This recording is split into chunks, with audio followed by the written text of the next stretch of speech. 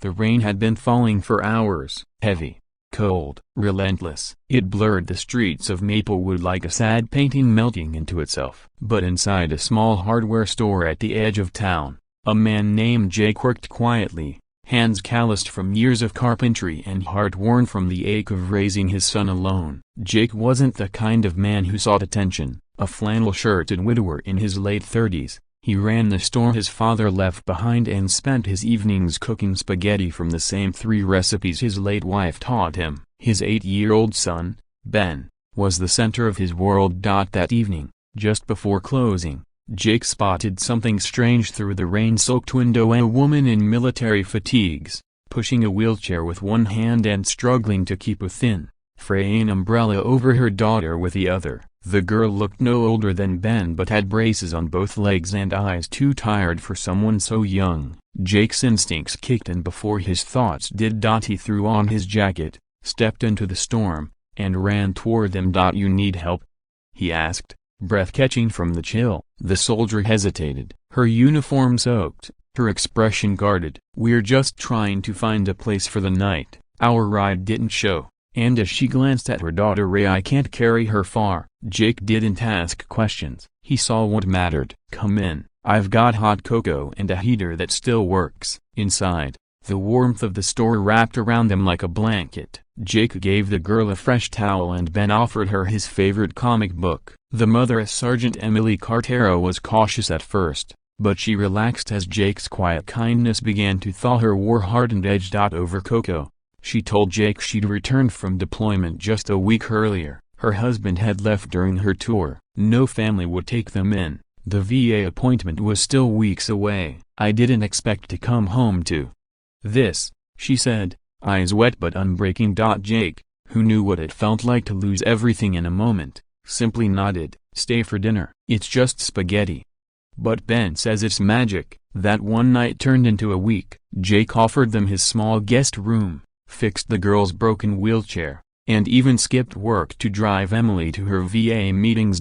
And Ben, he was smitten, with the little girl's brave smile, with the soldier stories she told, with the way his dad laughed again. But just as things began to feel normal, there was a knock on the door. Jake opened it to find a sharply dressed man in a suit, holding an envelope. "Are you Jacob Miller?" "Yeah.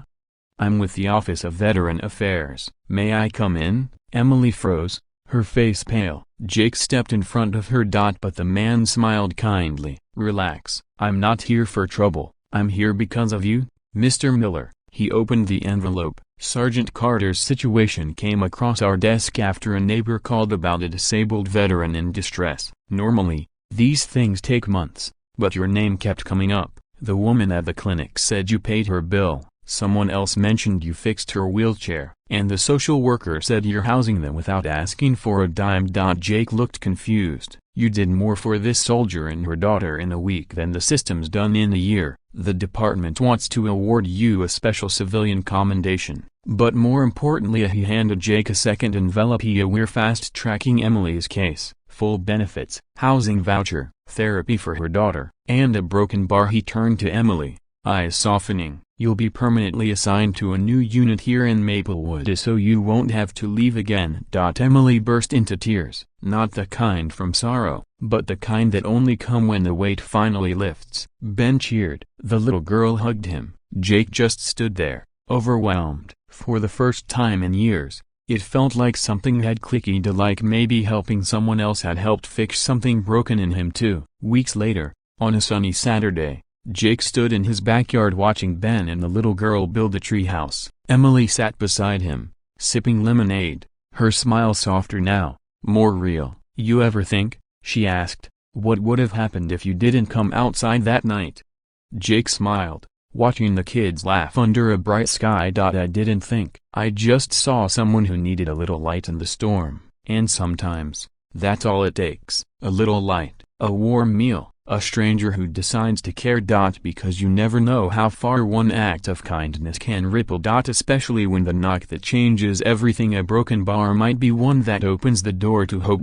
Maplewood had just started to turn gold with autumn. The leaves fell like confetti from heaven, and laughter echoed more often from Jake's once quiet backyard. Emily had settled into her new role at the local VA outreach office. She wore civilian clothes now, but still carried the same strength in her posture. Her daughter, Lily, had begun physical therapy, and with the new braces and walker, she could finally take a few steps on her own. Every step was a miracle. Jake watched them both grow stronger, not just in body, but in spirit. For a man who'd once counted his blessings in silence, his life was now loud with joy. But change has a way of creeping up. One night, as they all sat watching a movie, popcorn spilled across the couch. Ben fast asleep on Emily's shoulder, she turned to Jake with a quiet seriousness. I've been offered a full-time position in DC, she said. Policy work, big salary, better benefits. Jake swallowed hard. That's a broken bar. Amazing, he said, his voice steady, but his heart thudding. I don't want to go, she added. That took him by surprise. I came here broken, Jake. You gave me more than a roof or warm food. You gave me dignity. You made me feel safe. And Lily, a broken bar. She calls this place a home. Jake looked down, fingers tightening around his coffee mug. You don't owe me anything, he said. I know, she replied, but maybe I want to stay. Not because I need saving, but because maybe broken bar we're better together. 1 week later, another knock came at the door. This time it was Emily, holding a piece of paper in one hand and her daughter's hand in the other. Jake opened the door, heart racing. I turned the job down, she said simply. Before he could speak, Lily stepped forward. Can we stay with you forever, Mr. Jake? Jake blinked back, the sting in his eyes. He knelt, hugging her gently. How about we drop the "a mister" and just call me a dad instead? Tears welled up in Emily's eyes. Lily nodded, smiling wide. And Jakey, a broken bar for the first time since he lost his wife, felt whole again. A year later, under a blooming apple tree in their backyard, Jake and Emily exchanged vows in a simple ceremony with just a few friends, a lot of love, and 2 beaming children standing proudly beside them. Ben and Lily, now inseparable, wore matching shoes, Lily's braces barely noticeable under her dress. That night, as the stars shimmered above them, Emily whispered, "Funny how the worst nights bring the best beginnings." Jake smiled. I used to think I was alone in the rain. Turns out, I was just waiting for someone to walk through the storm with. Final message, sometimes, the life you didn't plan for a broken bar is the one that saves you. Kindness doesn't just heal others, it has the power to rebuild your broken pieces too. Because one act of compassion, one open door or a broken bar can lead to a lifetime of love.